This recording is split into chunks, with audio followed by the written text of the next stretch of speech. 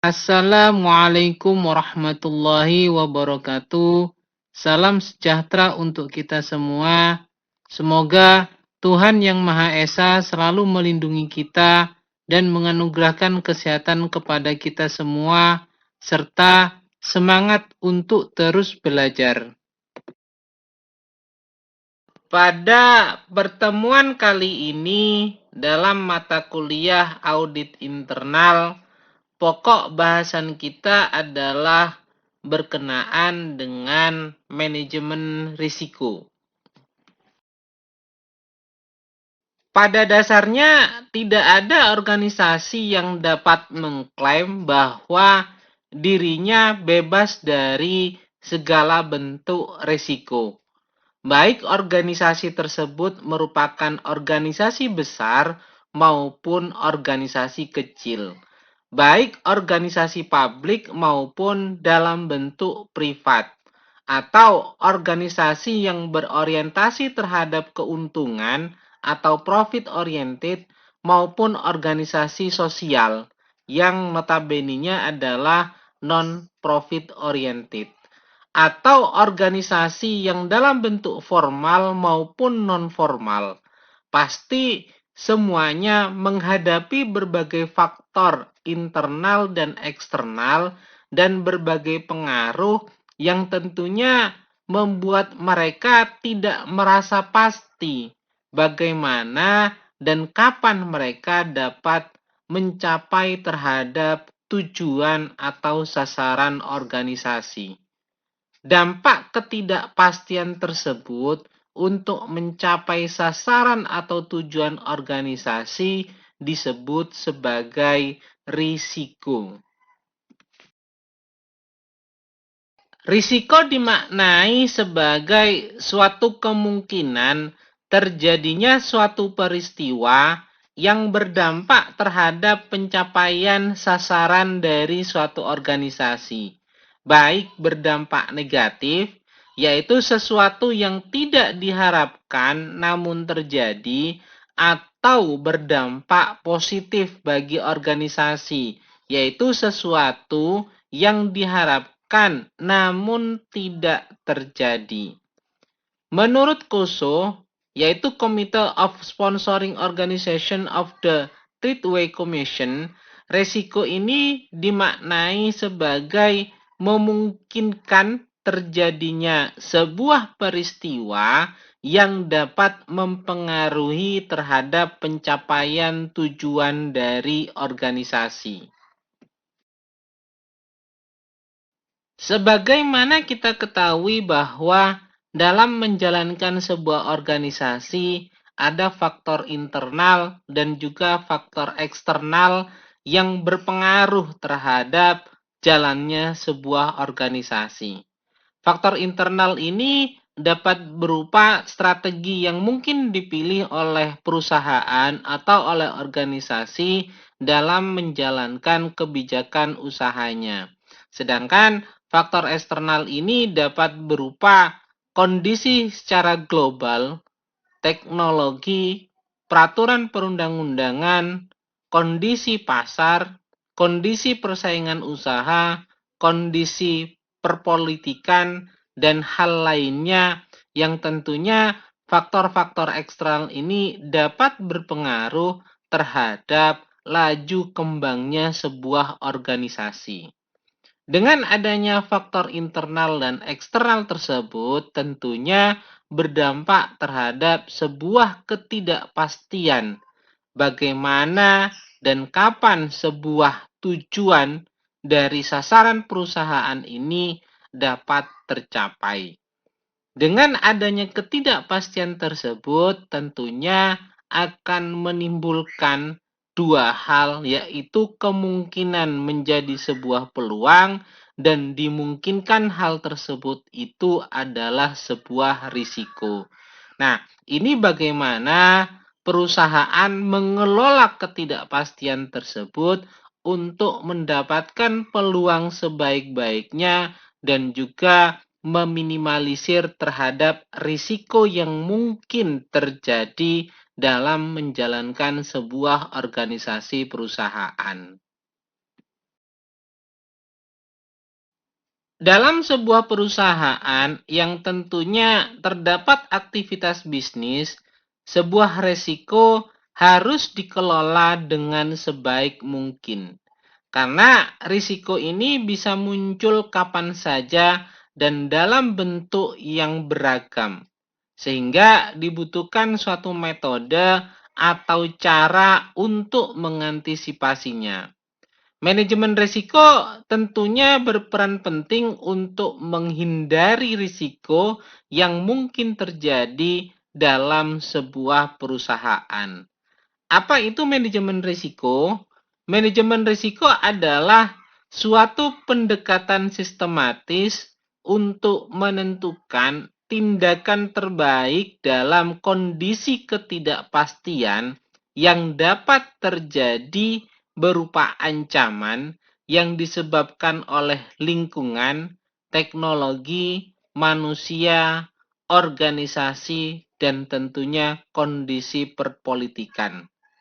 Proses manajemen risiko yang lengkap dimulai dari adanya penetapan konteks, identifikasi risiko, analisis risiko, evaluasi risiko, dan penanganan risiko, serta dilengkapi dengan adanya komunikasi dan konsultasi pada masing-masing tahapan dan monitoring terhadap review yang telah dilakukan dalam menjalankan organisasi perusahaan untuk mengantisipasi terhadap risiko yang mungkin terjadi. Strategi yang mungkin dapat diambil dalam manajemen risiko ini adalah salah satunya memindahkan risiko kepada pihak lain atau menghindari terhadap risiko yang mungkin akan terjadi atau mengurangi efek negatif dari risiko yang mungkin timbul tersebut dan bisa saja dengan tindakan menampung sebagian atau semua konsekuensi risiko tertentu sehingga perlu adanya kalkulasi terhadap risiko yang mungkin terjadi. Sasaran dari pelaksanaan manajemen risiko ini adalah untuk mengurangi risiko yang berbeda-beda yang berkaitan dengan bidang yang telah dipilih pada tingkat yang dapat diterima oleh masyarakat. Ada 5 konsep dasar dalam manajemen risiko yang harus terlebih dahulu dipahami oleh personel organisasi yang terlibat dalam proses manajemen risiko. Apa saja 5 konsep dasar tersebut? Yaitu yang pertama adalah manajemen risiko hanyalah sebuah pendekatan. Ada banyak pendekatan dalam menilai risk and return-nya dari setiap transaksi atau instrumen yang ada. Manajemen risiko akan lebih efektif untuk portofolio yang besar dan kompleks. Di sisi lain, manajemen risiko juga merupakan strategi yang fleksibel karena tidak hanya diterapkan untuk portofolio yang besar, tetapi juga dapat menjadi pendekatan yang rinci bagi portofolio yang kecil. Sehingga dalam hal ini, hal yang harus dipahami yang pertama adalah berkenaan bahwa manajemen risiko ini hanyalah sebuah pendekatan untuk mengantisipasi dan mengukur risiko yang mungkin terjadi. Yang kedua adalah sifat dari instrumen yang digunakan akan menentukan parameter dari sebuah strategi manajemen risiko. Secara relatif, tidak ada satu strategi manajemen risiko yang dapat diterapkan pada semua jenis pasar uang atau semua instrumen. Karena apa? Karena variabel yang berhubungan atau variabel yang mempengaruhi itu kompleks sekali. Sehingga dalam hal ini tentunya perlu parameter dan strategi yang sangat bijak untuk mengantisipasi terhadap risiko yang mungkin terjadi. Konsep dasar yang ketiga dalam manajemen risiko yang harus dipahami yaitu sistem manajemen risiko haruslah sistematis dan diikuti secara konsisten tetapi tidak kaku dan fleksibel. Dan yang keempat, manajemen risiko bukan merupakan alat sulap yang secara ajaib akan meningkatkan return atau kinerja organisasi dan sekaligus mengurangi risiko. Karena yang namanya manajemen risiko ini adalah sebuah strategi yang harus dijalankan untuk meminimalisir segala bentuk kemungkinan risiko yang ada. Manajemen risiko sendiri bisa menghasilkan risiko baru, yaitu berkurangnya kewaspadaan manajemen organisasi terhadap seluruh risiko organisasi yang ada.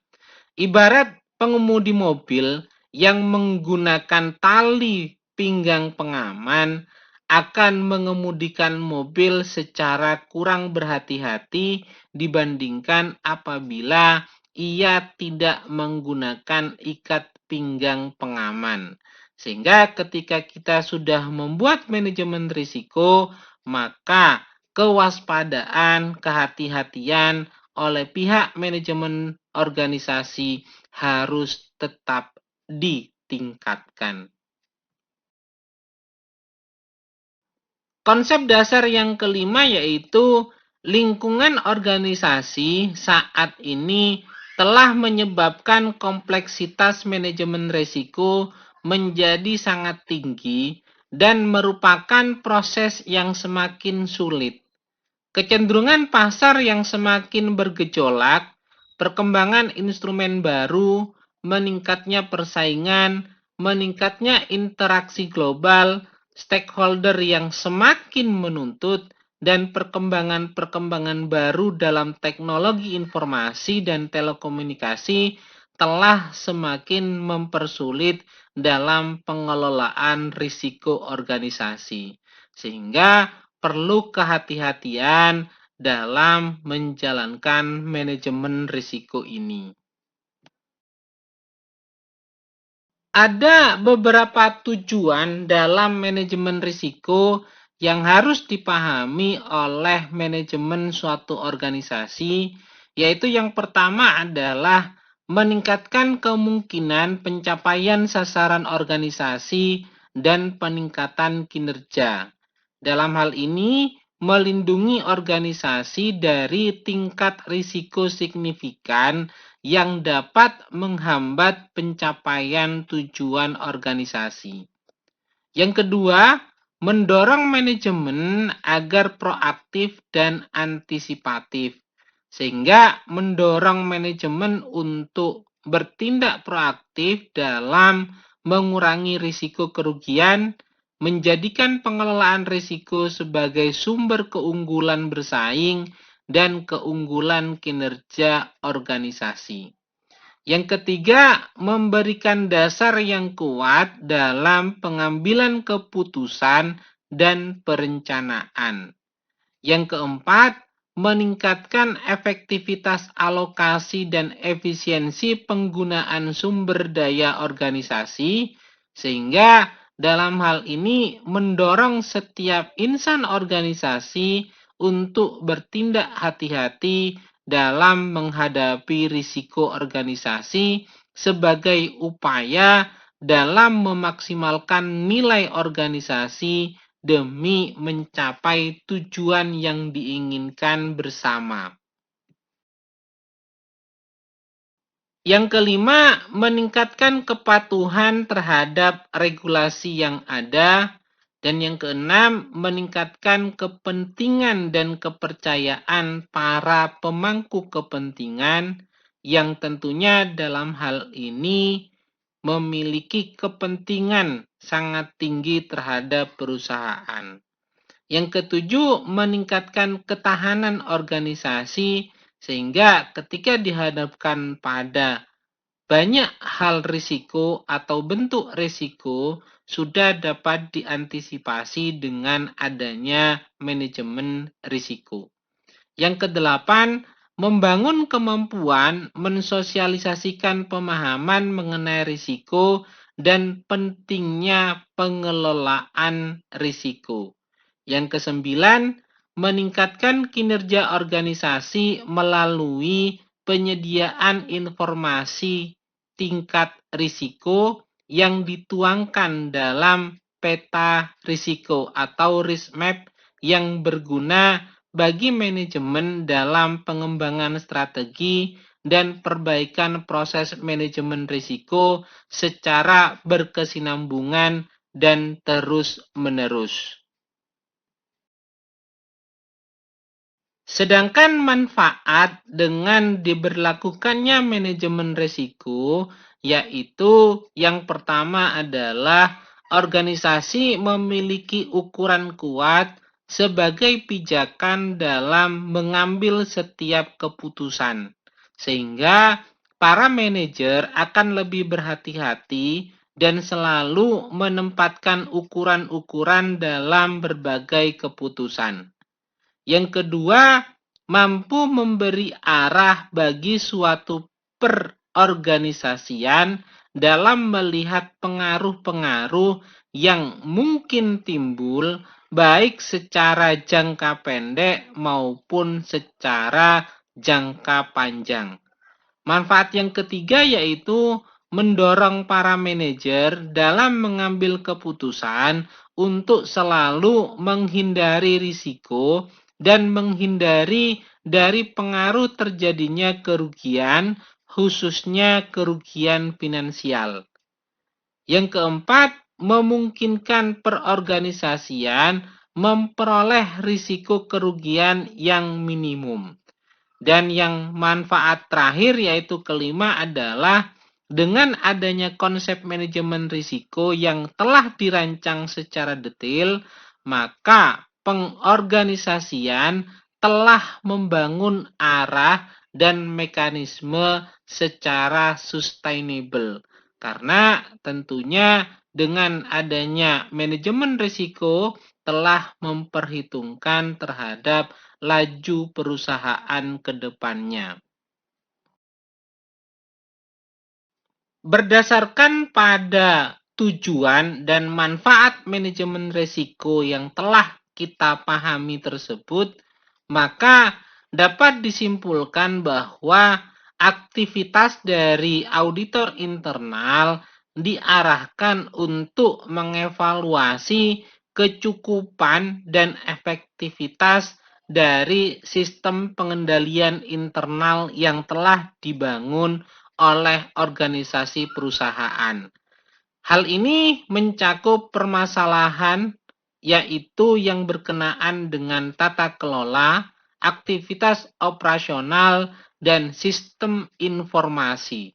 Dengan tujuan tentunya untuk menjamin yang pertama adalah keandalan dan integritas informasi keuangan dan informasi operasional. Yang kedua, menjamin efektivitas dan efisiensi kegiatan operasional. Yang ketiga, menjamin dalam pengamanan aset. Dan yang keempat adalah berkenaan dengan kepatuhan terhadap hukum, peraturan perundang-undangan, dan kontrak bisnis yang telah disepakati. Sehingga dengan hal tersebut kita memahami bahwa manajemen risiko ini sangat dibutuhkan oleh organisasi perusahaan. Dalam menerapkan manajemen risiko, ada 11 prinsip manajemen risiko yang harus dipahami dan dijalankan. Yaitu yang pertama adalah manajemen risiko melindungi dan menciptakan nilai tambah. Dalam hal ini, manajemen risiko memberikan kontribusi melalui peningkatan kemungkinan pencapaian sasaran organisasi secara nyata. Selain itu, juga memberikan perbaikan dalam aspek keselamatan, kesehatan kerja, kepatuhan terhadap regulasi atau peraturan perundang-undangan, perlindungan terhadap lingkungan hidup, persepsi publik, kualitas produk, reputasi, tata kelola, serta efisiensi operasional dan lain-lainnya. Prinsip yang kedua yaitu manajemen risiko adalah bagian terpadu dari proses organisasi. Sehingga kita dalam menjalankan manajemen risiko ini merupakan bagian dari tanggung jawab manajemen dan merupakan bagian tak terpisahkan dari proses organisasi, proyek, atau manajemen perubahan. Manajemen risiko bukanlah suatu aktivitas yang berdiri sendiri dan terpisah dari kegiatan serta proses organisasi dalam mencapai sasarannya. Prinsip manajemen risiko yang ketiga yaitu manajemen risiko merupakan bagian dari proses pengambilan keputusan. Dalam hal ini, manajemen risiko membantu para pengambil keputusan untuk mengambil keputusan atas dasar pilihan-pilihan yang tersedia dengan informasi yang selengkap mungkin. Manajemen risiko dapat membantu menentukan prioritas tindakan dan membedakan berbagai alternatif tindakan. Manajemen risiko dapat membantu menunjukkan semua risiko yang ada, mana risiko yang dapat diterima, dan mana risiko yang memerlukan perlakuan lebih lanjut. Manajemen risiko juga memantau apakah perlakuan risiko yang telah diambil memadai dan cukup efektif atau tidak. Informasi ini tentunya merupakan bagian dari proses pengambilan keputusan. Prinsip manajemen risiko yang keempat yaitu manajemen risiko secara khusus menangani aspek ketidakpastian. Dalam hal ini, manajemen risiko secara khusus menangani aspek ketidakpastian dalam proses pengambilan keputusan. Hal ini merupakan tindakan untuk memperkirakan bagaimana sifat ketidakpastian dan bagaimana hal tersebut harus ditangani. Sehingga manajemen risiko bekerja untuk menangani masalah ketidakpastian tersebut. Prinsip manajemen risiko yang kelima yaitu manajemen risiko bersifat sistematik, terstruktur, dan tepat waktu. Dalam hal ini sifat sistematik, terukur, dan terstruktur serta tepat waktu yang digunakan dalam pendekatan manajemen risiko merupakan hal yang memberikan kontribusi terhadap efisiensi dan konsistensi manajemen risiko. Sehingga dengan demikian hasilnya dapat dibandingkan dan memberikan hasil serta perbaikan. Maka dalam hal ini manajemen risiko perlu dibentuk secara sistematik, terstruktur, dan dapat digunakan tepat waktu. Prinsip manajemen risiko yang keenam adalah manajemen risiko berdasarkan pada informasi terbaik yang tersedia. Misalkan dalam hal ini, informasi yang digunakan dalam proses manajemen risiko didasarkan pada sumber informasi yang tersedia seperti pengalaman, observasi, perkiraan, penilaian ahli, dan data lain yang tersedia. Akan tetapi, tetap harus disadari bahwa semua informasi ini memiliki keterbatasan yang harus dipertimbangkan dalam proses pengambilan keputusan, baik dalam membuat model resiko maupun perbedaan pendapat yang mungkin terjadi di antara para ahli. Sehingga perlu adanya informasi terbaik yang tersedia untuk menjalankan manajemen resiko. Prinsip manajemen risiko yang ketujuh yaitu manajemen risiko adalah khas untuk penggunaannya. Dalam hal ini, manajemen risiko harus diselaraskan dengan konteks internal dan eksternal organisasi, serta sasaran organisasi dan profil risiko yang dihadapi organisasi tersebut. Karena kita ketahui bahwa setiap organisasi memiliki karakteristik yang berbeda, sehingga manajemen risiko dalam hal ini tentunya penggunaannya melekat pada karakteristik dari perusahaan atau organisasi tersebut. Prinsip manajemen risiko yang kedelapan yaitu manajemen risiko mempertimbangkan faktor manusia dan budaya. Dalam hal ini, penerapan manajemen risiko haruslah menemu atau mengenali kapabilitas dari organisasi, persepsi dan tujuan masing-masing individu di dalam serta di luar organisasi, khususnya yang menunjang atau menghambat pencapaian sasaran organisasi. Karena ketika kita menyusun manajemen risiko, tentunya faktor manusia dan budaya kerja yang ada di perusahaan harus dipertimbangkan. Prinsip manajemen risiko yang kesembilan yaitu manajemen risiko harus transparan dan inklusif. Dalam hal ini untuk memastikan bahwa manajemen risiko tetap relevan dan terkini, para pemangku kepentingan dan pengambilan keputusan di setiap tingkatan organisasi harus dilibatkan secara efektif. Keterlibatan ini juga harus memungkinkan para pemangku kepentingan terwakili dengan baik dan mendapatkan kesempatan untuk menyampaikan pendapat serta kepentingannya, terutama dalam merumuskan kriteria risiko.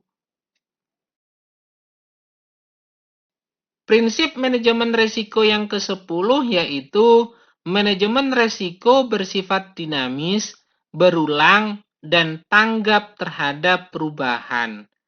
Ketika terjadi peristiwa baru, baik di dalam maupun di luar organisasi, konteks manajemen risiko dan pemahaman yang ada juga mengalami perubahan. Dalam situasi semacam inilah, tahapan monitoring dan review berperan dalam memberikan kontribusi terhadap manajemen risiko. Risiko baru pun muncul, ada yang berubah dan ada juga yang menghilang.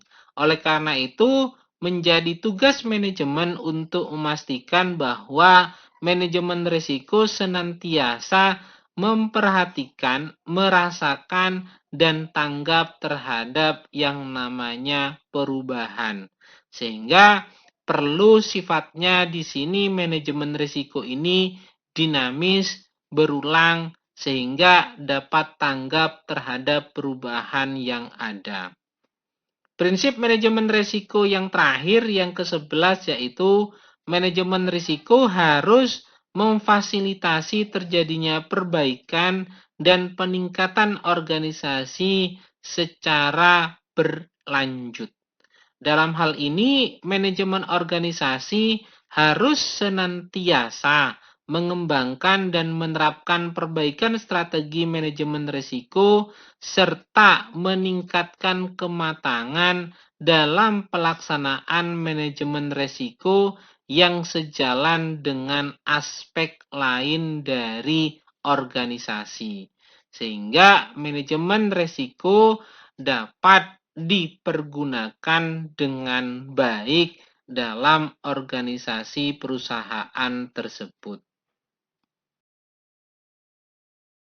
Setelah kita memahami 11 prinsip dalam manajemen risiko, maka selanjutnya kita harus memahami komponen dari manajemen risiko, di mana komponen manajemen risiko ini terdiri dari 8 komponen yang saling berhubungan.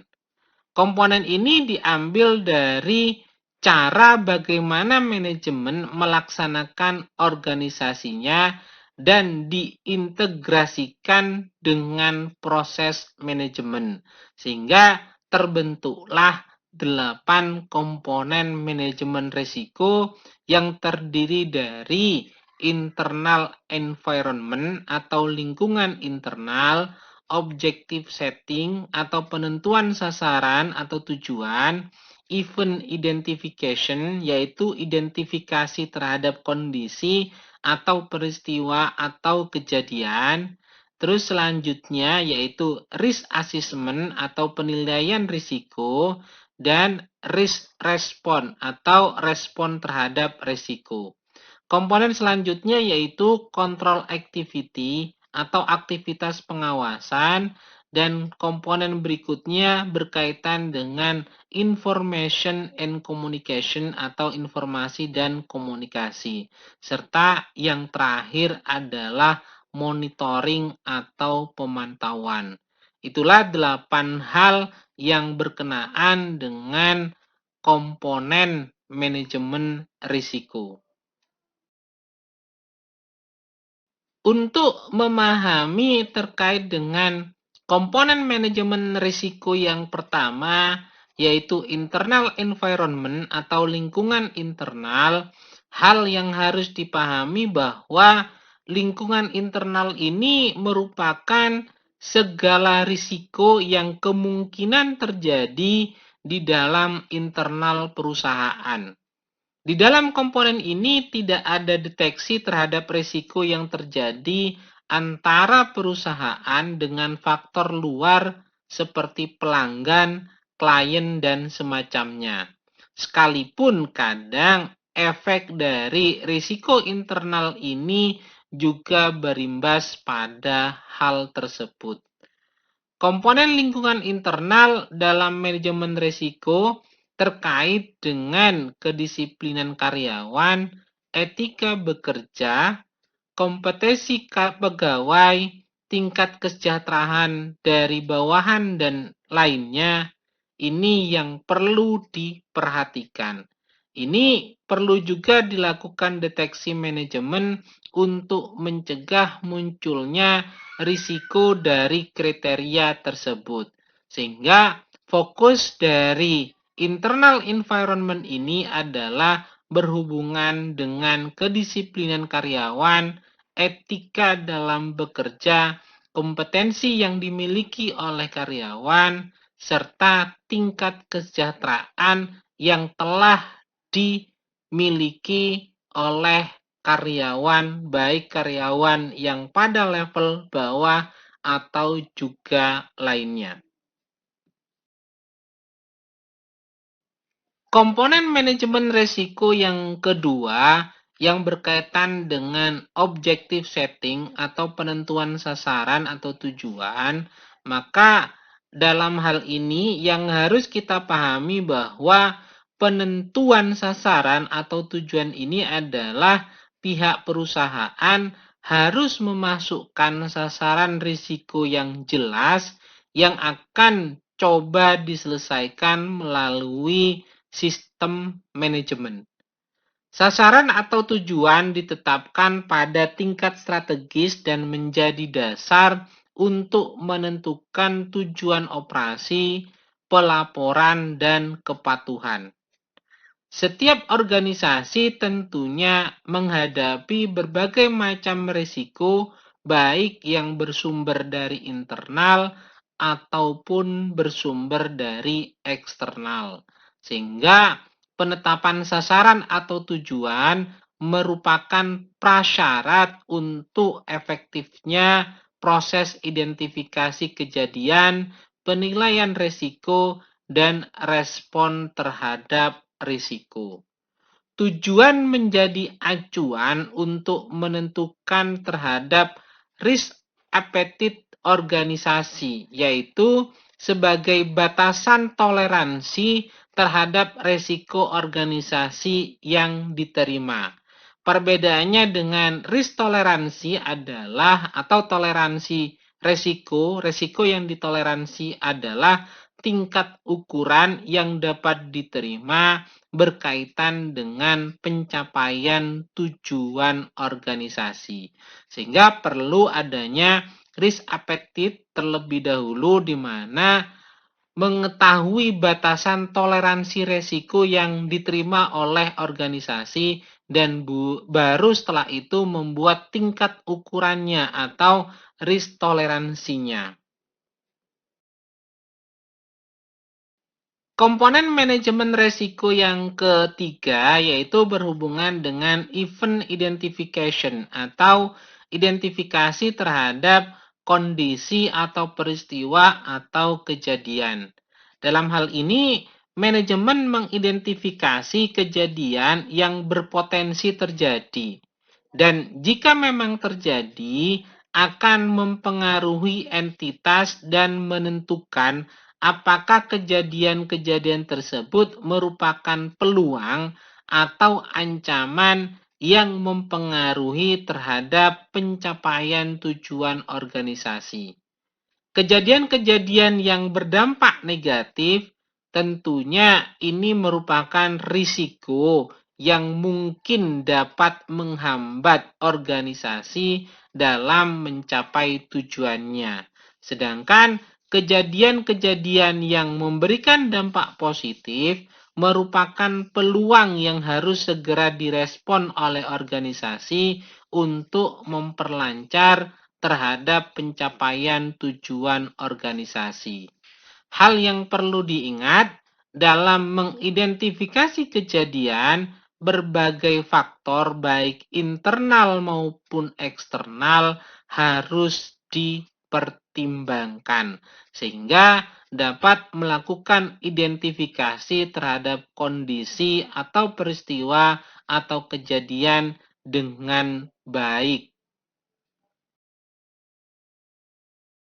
Komponen manajemen risiko yang keempat yaitu risk assessment atau penilaian risiko.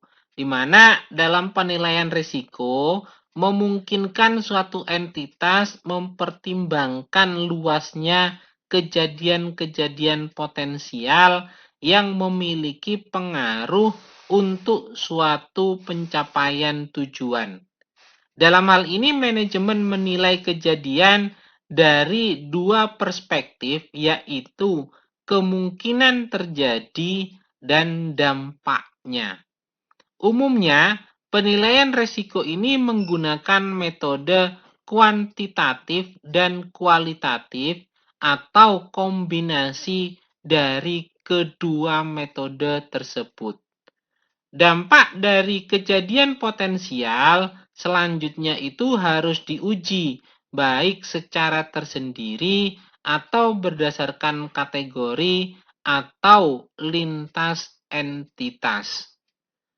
Resiko dinilai baik dari hal yang melekat atau sisanya atau residual, di mana risiko yang melekat atau inherent risk adalah risiko yang melekat di organisasi sebelum upaya tindakan untuk mengubah kemungkinan dan dampak risiko. Sehingga risiko ini pasti ada melekat pada sebuah organisasi.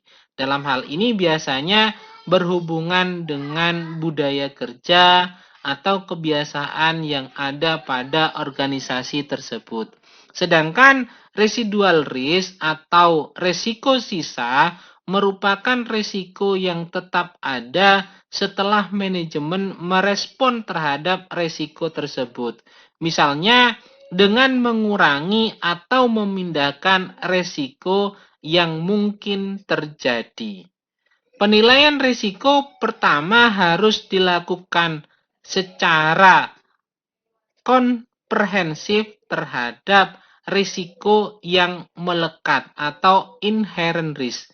Baru setelahnya respon terhadap risiko ini dikembangkan dan manajemen kemudian mempertimbangkan terhadap resiko sisa atau residual risk yang melekat atau menjadi sisa dari adanya aktivitas operasional perusahaan tersebut.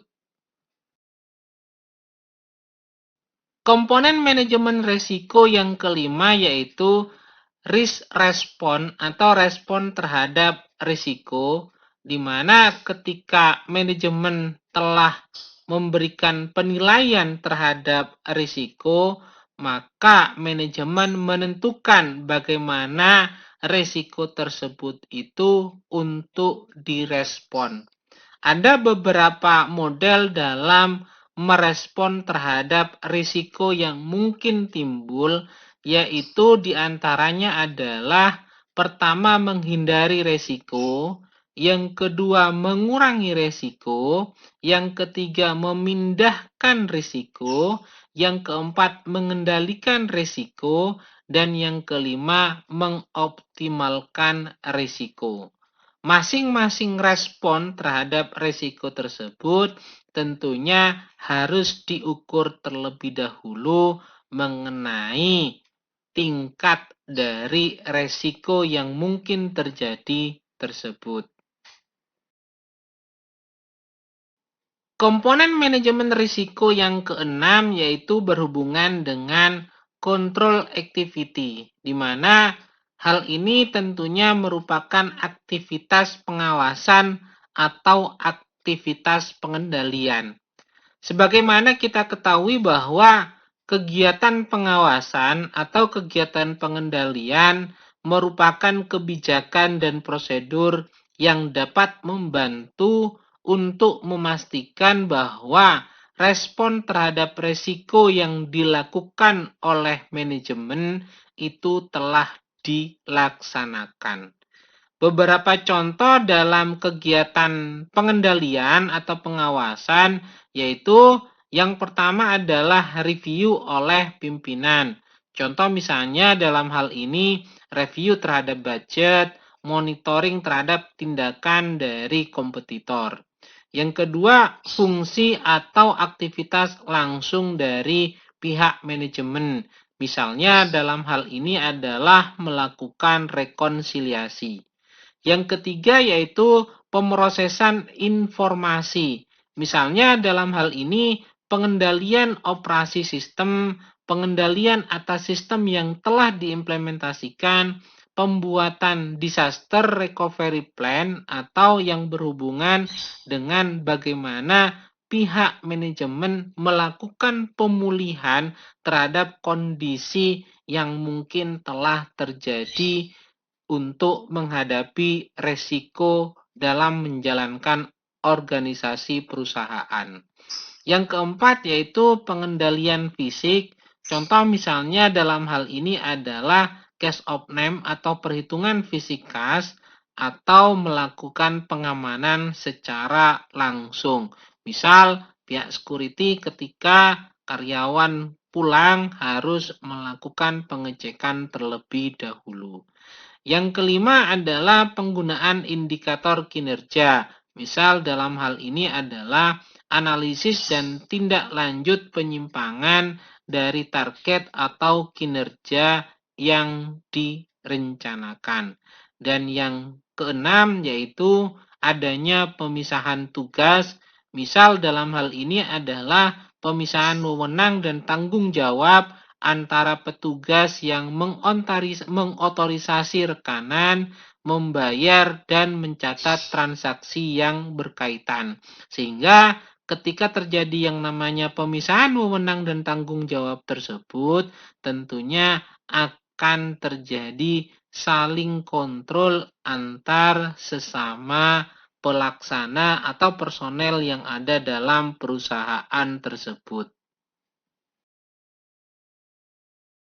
Komponen manajemen resiko yang ketujuh yaitu berhubungan dengan informasi dan komunikasi. Information and communication, di mana informasi harus cukup dalam konsistensinya dengan kebutuhan entitas untuk mengidentifikasi, menilai, dan merespon terhadap resiko dengan tetap dalam batasan atau toleransi resiko yang telah ditetapkan oleh organisasi perusahaan. Sistem informasi yang digunakan secara internal tentunya berasal dari data dan informasi yang berasal dari sumber eksternal. Dalam hal ini menyajikan informasi untuk mengelola risiko dan membuat keputusan yang informatif berkaitan dengan pencapaian tujuan dari organisasi. Serta informasi harus cukup berkualitas untuk digunakan dalam pengambilan keputusan.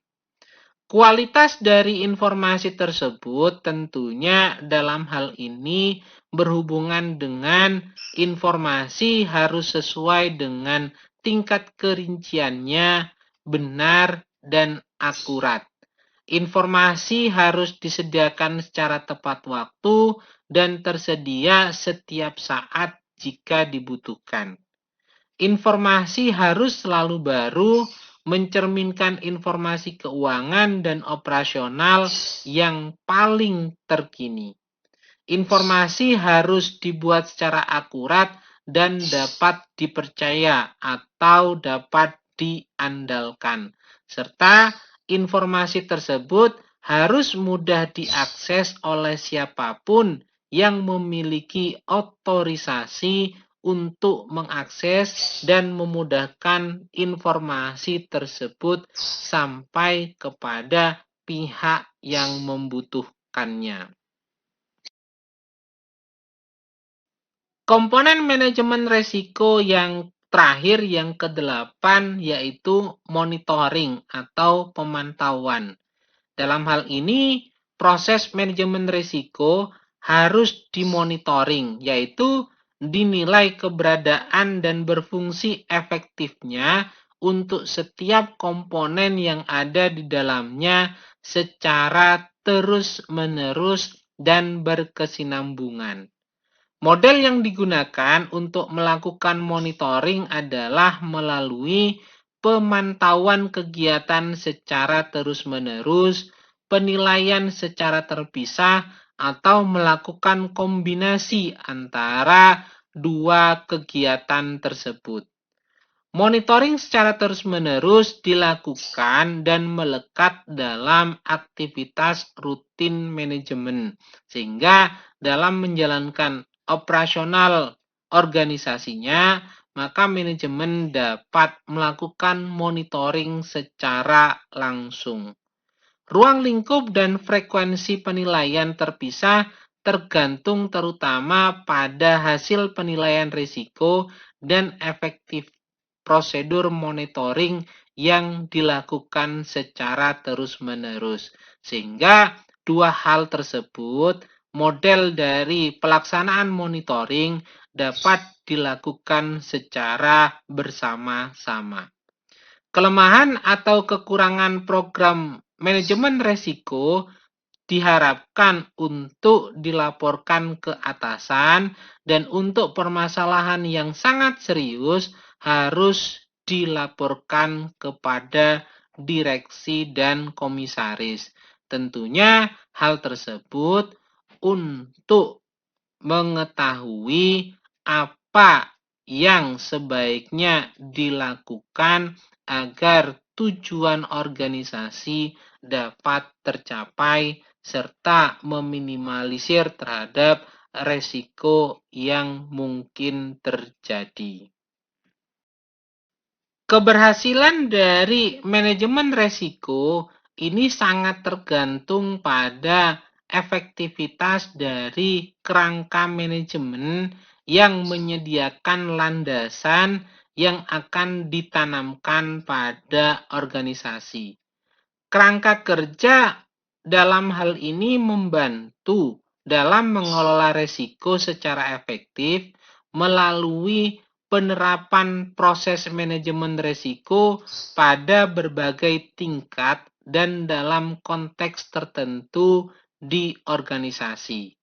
Tujuan dari kerangka kerja manajemen risiko ini adalah kerangka kerja memastikan bahwa informasi tentang risiko yang berasal dari proses manajemen risiko secara memadai dilaporkan dan digunakan sebagai dasar dalam pengambilan keputusan.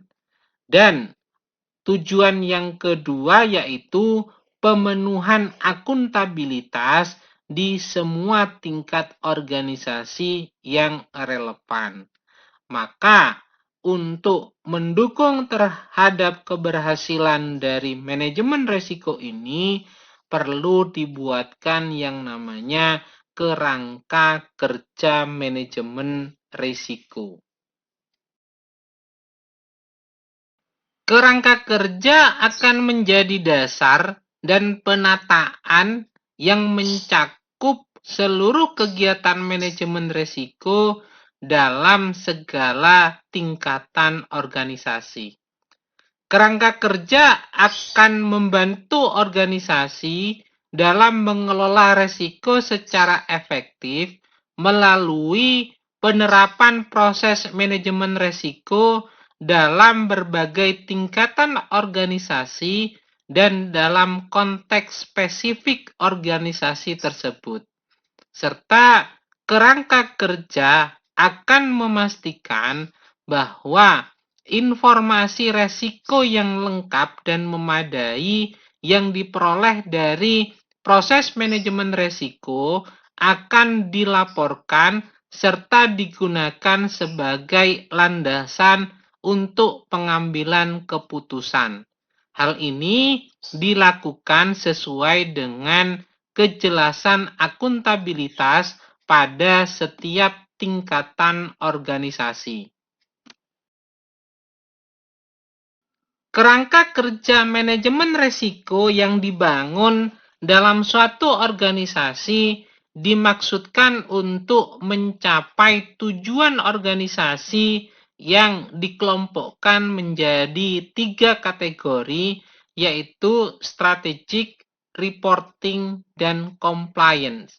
Di mana strategik ini merupakan goal tingkat tinggi yang efektif dan efisien dari sumber-sumber yang tersedia pada organisasi tersebut.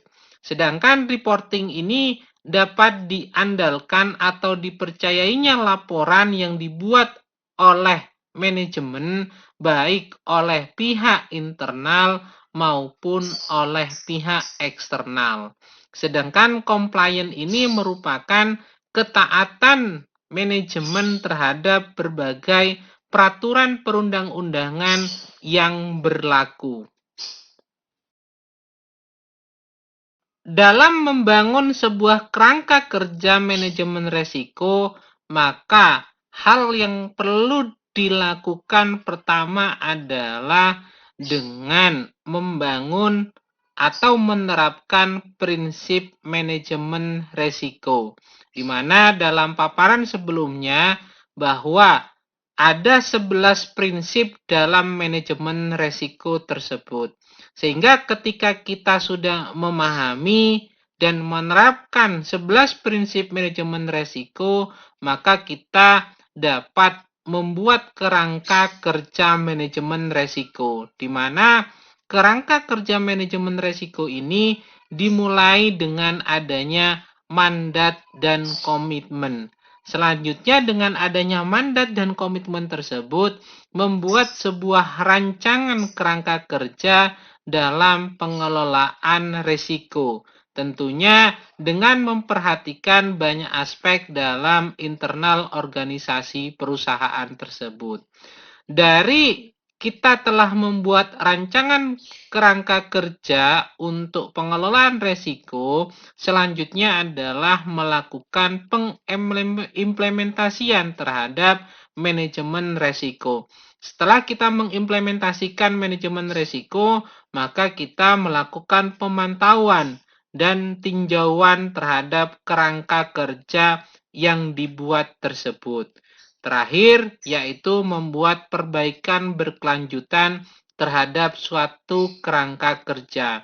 Mana yang tidak efektif, mana yang tidak efisien, tentunya kita membuat suatu perbaikan dan membuat rancangan kerangka kerja yang baru dalam pengelolaan risiko. Setelah membangun kerangka kerja manajemen risiko tersebut, maka kita akan melakukan suatu kajian atau bahasan dalam proses manajemen risiko. Di mana proses manajemen risiko ini merupakan suatu proses yang bersifat berkesinambungan, sistematis, logis, dan terukur yang digunakan untuk mengelola risiko. Proses manajemen risiko meliputi penerapan kebijakan, prosedur, dan praktek, di mana praktek ini untuk melaksanakan yang pertama penetapan konteks, yang kedua identifikasi risiko, yang ketiga analisis risiko, yang keempat evaluasi risiko, yang kelima penanganan risiko, di mana dalam penanganan risiko ini dapat melakukan perlakuan terhadap risiko atau pengendalian terhadap risiko. Yang keenam, monitoring dan review, serta yang ketujuh adalah berkaitan dengan informasi dan komunikasi. Kaitannya dengan penetapan konteks, di mana hal ini bertujuan untuk mengidentifikasi dan menganalisis lingkungan tempat manajemen risiko ini diterapkan. Dalam proses ini dilakukan identifikasi terhadap pihak-pihak yang paling berkepentingan dengan proses penerapan manajemen risiko, ruang lingkup, dan tujuan proses, kondisi yang membatasi, serta hasil yang diharapkan dari penerapan manajemen risiko. Sebagai bagian dari penetapan konteks, disusunlah kriteria untuk menganalisis dan mengevaluasi terhadap risiko. Konteks secara umum menjadi landasan bagi pelaksanaan seluruh tahapan dalam proses manajemen risiko, serta proses manajemen risiko ini tidak boleh keluar dari konteks yang telah ditetapkan. Baru selanjutnya adalah berkaitan dengan identifikasi risiko, di mana dalam identifikasi risiko ini bertujuan untuk mengidentifikasi seluruh jenis risiko yang berpotensi menghalangi, menurunkan, atau menunda tercapainya sasaran dari unit pemilik risiko. Proses ini dilakukan dengan cara mengidentifikasi lokasi, waktu, sebab, dan proses terjadinya peristiwa risiko yang dapat menghalangi, menurunkan, atau menunda tercapainya sasaran yang ada dan telah ditetapkan oleh perusahaan. Sedangkan kaitannya dengan analisis risiko, ini bertujuan untuk mengetahui profil dan peta dari risiko-risiko yang ada dan akan digunakan dalam proses evaluasi dan strategi penanganan risiko. Proses analisis risiko dilakukan dengan cara mencermati sumber risiko dan tingkat pengendalian yang ada, serta dilanjutkan dengan menilai risiko dari sisi konsekuensinya, baik itu berkaitan dengan level konsekuensi atau berkaitan dengan level frekuensi atau kemungkinan terjadinya. Setelah melakukan analisis resiko, baru tahapan berikutnya yaitu evaluasi resiko, di mana evaluasi resiko ini bertujuan untuk menetapkan prioritas resiko yang telah diidentifikasi dan dianalisis. Evaluasi resiko ini dilakukan agar para pengambil keputusan, dalam hal ini unit pemilik resiko, bisa mempertimbangkan perlu tidaknya dilakukan penanganan resiko lebih lanjut serta prioritas dalam penanganannya. Tahapan berikutnya yaitu berkaitan dengan penanganan risiko, di mana penanganan risiko ini bertujuan menentukan jenis penanganan yang efektif dan efisien untuk suatu risiko. Penanganan risiko dilakukan dengan mengidentifikasi berbagai opsi penanganan risiko yang tersedia, yaitu mengurangi kemungkinan terjadinya risiko, menurunkan dampak risiko, menerima risiko, menghindari risiko, atau mengalihkan terhadap risiko, dan memutuskan opsi dalam penanganan risiko yang terbaik yang dilanjutkan dengan pengembangan rencana mitigasi terhadap risiko yang terjadi.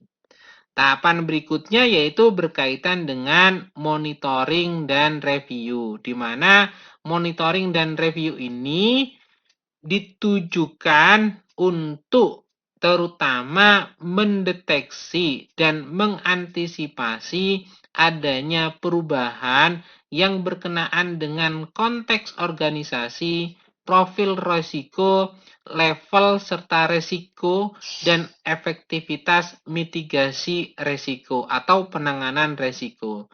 Proses monitoring dan review ini dilakukan dengan cara memantau efektivitas rencana penanganan risiko, strategi, dan sistem dari manajemen risiko tersebut.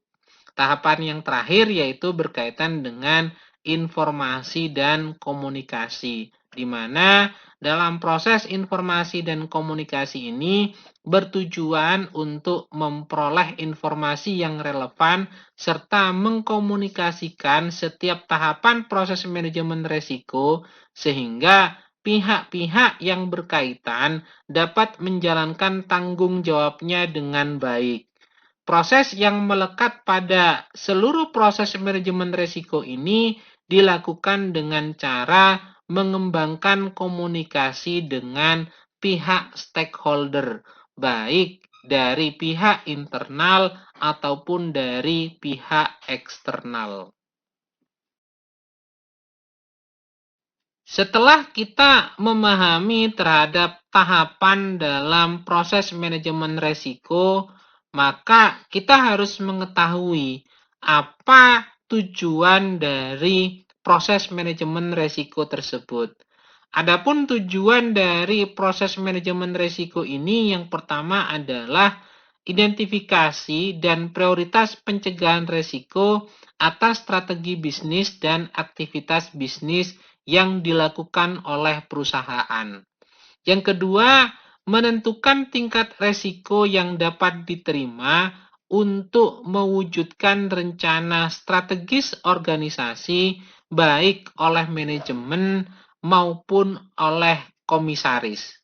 Yang ketiga, merancang dan mengimplementasikan sistem pencegahan risiko untuk mengurangi risiko atau mengelola terhadap risiko yang mungkin muncul atau terjadi.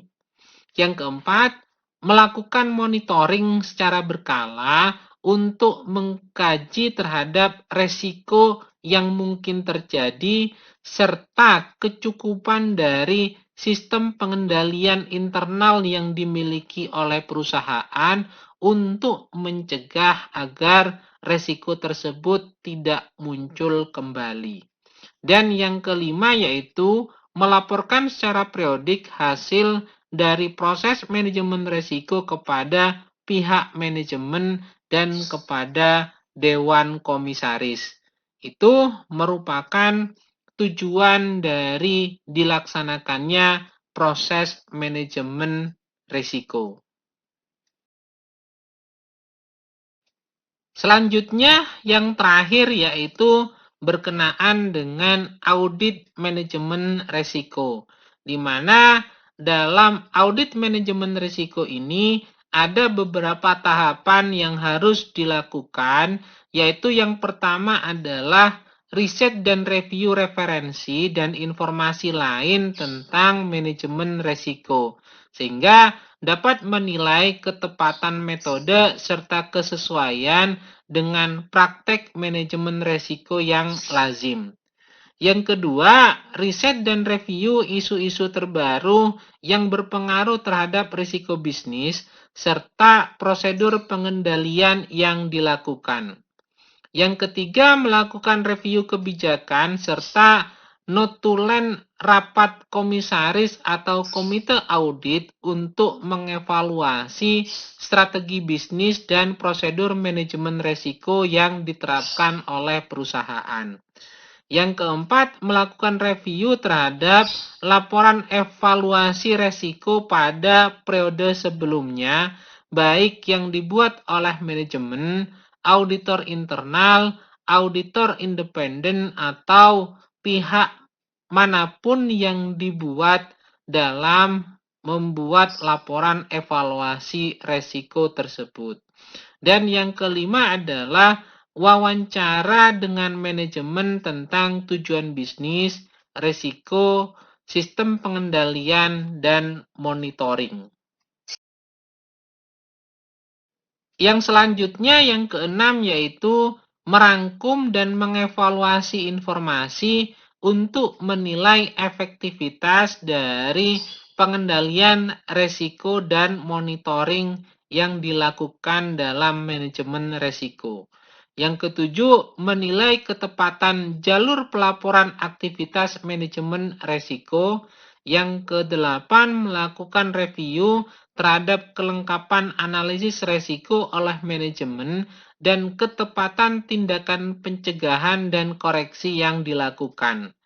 Yang kesembilan, melakukan review kecukupan efektivitas penilaian risiko yang dilakukan oleh manajemen melalui observasi, pengujian langsung terhadap sistem pengendalian, dan proses monitoring. Pengujian akurasi informasi yang digunakan untuk aktivitas monitoring serta penggunaan teknik-teknik lain yang dianggap tepat dalam mereview kecukupan efektivitas penilaian risiko. Dan yang terakhir, yang ke-10 adalah review terhadap isu-isu risiko yang bisa mengidentifikasikan lemahnya praktik manajemen risiko perusahaan dan diskusikan temuan dengan pihak manajemen, komite audit, dan dewan komisaris untuk dicari alternatif solusi terbaiknya. Itu hal yang berkaitan dengan audit manajemen risiko. Sehingga dengan melakukan audit manajemen risiko tersebut, kita dapat memahami kelemahan yang ada pada proses manajemen risiko sehingga dapat membuat atau membangun manajemen risiko yang lebih baik kembali untuk mengantisipasi kemungkinan terjadinya risiko yang ada. Mungkin itu dulu paparan yang dapat diberikan dalam pertemuan kali ini. Mudah-mudahan dapat dipahami dengan baik. Bila mana ada hal yang kurang berkenan, kiranya mohon maaf sebesar-besarnya. Saya akhiri. Wabillahi taufik wal hidayah. Wassalamualaikum warahmatullahi wabarakatuh. Jangan lupa untuk selalu menjalankan hidup sehat dan bersih. Semoga Tuhan Yang Maha Esa selalu melindungi kita sekalian. Terima kasih.